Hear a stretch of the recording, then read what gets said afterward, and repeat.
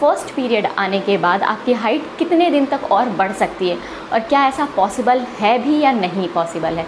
तो अगर वीडियो आपके काम की लग रही हो तो सब्सक्राइब कर दीजिएगा इस चैनल को और लाइक और शेयर कर दीजिएगा इस वीडियो को। तो देखिए एग्जैक्टली क्या होता है कि हमारी जो बॉडी में बोन्स होती है ना, वो 3 तरह की बोन्स होती हैं।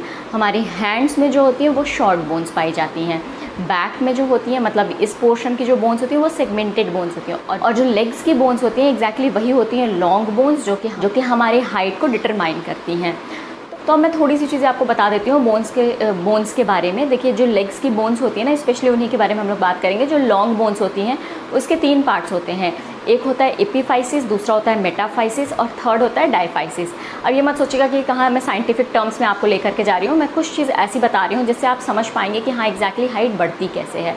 तो हमारे जो ये बोन्स का जो एपिफाइसिस का पोर्शन होता है, ऊपर का पोर्शन बोन्स का, वो होता है हार्ड पोर्शन, मतलब जिसको बोलते हैं जिसकी वजह से जॉइंट्स बनते हैं।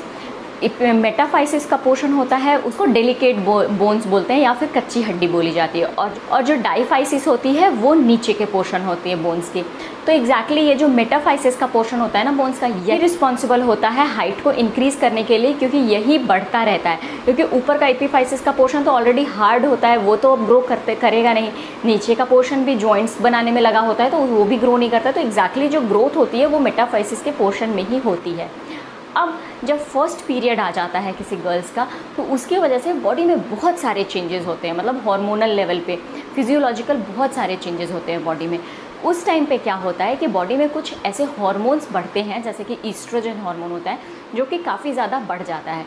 और ये हार्मोन जब बढ़ जाता है बॉडी में तो यही हमारे ब्रेन को सिग्नल देता है, जिसकी वजह से एपिफाइसिस और मेटाफाइसिस ये दोनों मिक्स हो जाते हैं और ये हार्ड हो जाते हैं। तो अब हाइट का इससे क्या रिलेशन है, देखिए मेटाफाइसिस रिस्पॉन्सिबल होती है हाइट बढ़ाने के लिए, वही होती है कच्ची हड्डी जिसमें कि ग्रोथ होती है।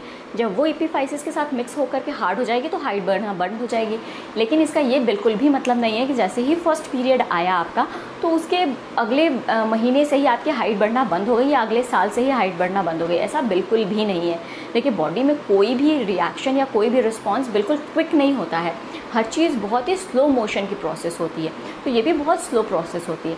जैसे ही हार्मोन्स आते हैं तो हमारे ब्रेन सेल्स में सिग्नल्स जाना शुरू होते हैं और उसके बाद धीरे धीरे बॉडी में चेंजेस भी आने शुरू हो जाते हैं।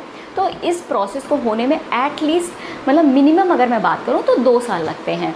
कभी कभी ये केस 4 से 5 साल भी लग जाता है, जैसे जिसकी बॉडी की, मतलब हर इंडिविजुअल की बॉडी अलग होती है, उसके केमिकल रिएक्शंस अलग होते हैं, उसका स्ट्रक्चर अलग होता है। तो इसलिए ये नहीं कहा जा सकता कि इंस्टेंटली इसी वजह से ग्रोथ रुक गई है। तो वो डिपेंड करता है कि किसकी बॉडी में कैसे चेंजेस हो रहे हैं। तो आप एक मान करके चलिए कि 2 साल से लेकर के 5 साल तक आपकी हाइट बड़े आराम से बढ़ती है।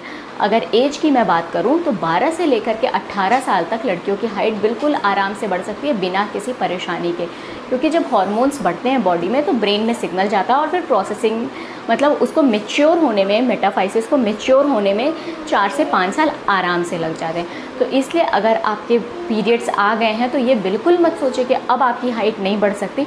इसके अपोजिट इस टाइम पे आपको ज़्यादा फिजिकल एक्टिविटीज़ करनी है, कुछ एक्सरसाइज करनी है।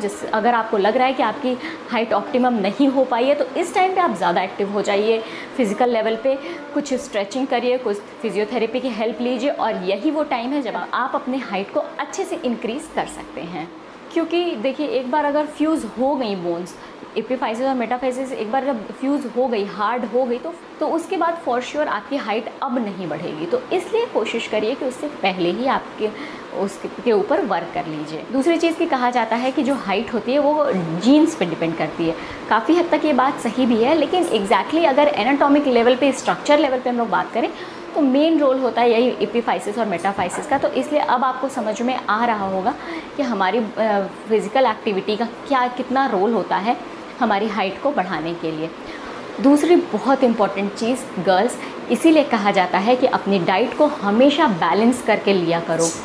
हमेशा एक अच्छी डाइट लेना चाहिए, एक प्रॉपर नरिशमेंट लेना चाहिए, ताकि फ्यूचर में जा कर के इस तरह की कोई प्रॉब्लम ना हो पाए। क्योंकि एक ऑप्टिमम एज होने के बाद चीज़ें डिक्लाइन ही होना शुरू करती हैं, कभी भी कोई चीज़ इम्प्रूव नहीं होती है। तो जो अर्ली एज होती है ना, वही सबसे बेस्ट टाइम होता है नरिशमेंट को लेने के लिए। तो डाइटिंग वाइटिंग का जो चक्कर होता है ना, वो एक एज के बाद करो। उससे पहले सिर्फ अपने आप को fit, proper nourishment, balance diet के बारे में ही सोचना चाहिए, क्योंकि ये वो टाइम है जब आप अपनी बॉडी में चेंजेस कर सकते हो। आपके हाथ में हैं चीज़ें। एक बार जब एक एज निकल जाएगी तो आपके हाथ से चीज़ें भी निकल जाएगी। तो फिर सिर्फ आप सर्च कर सकते हो कि हाइट कैसे बढ़ाई जाए, आप कुछ कर नहीं सकते हो। तो सो प्लीज़ बी अवेयर कि अगर आपका पीरियड्स आ भी गया है तो परेशान मत होइए। आप अपनी फ़िज़िकल एक्टिविटीज़ को बढ़ाइए, मतलब वेट ट्रेनिंग को देखिए, मतलब कुछ भी ऐसी प्रोसेसेस देखिए जिसकी वजह से बोन्स स्ट्रॉन्ग होती हैं, उनमें ग्रोथ अच्छी होती है, ताकि आपकी हाइट अच्छे से बढ़ सके। उम्मीद करती हूँ कि आपके जितने भी डाउट्स होंगे ना हाइट को लेकर के, वो सारे क्लियर हो गए होंगे।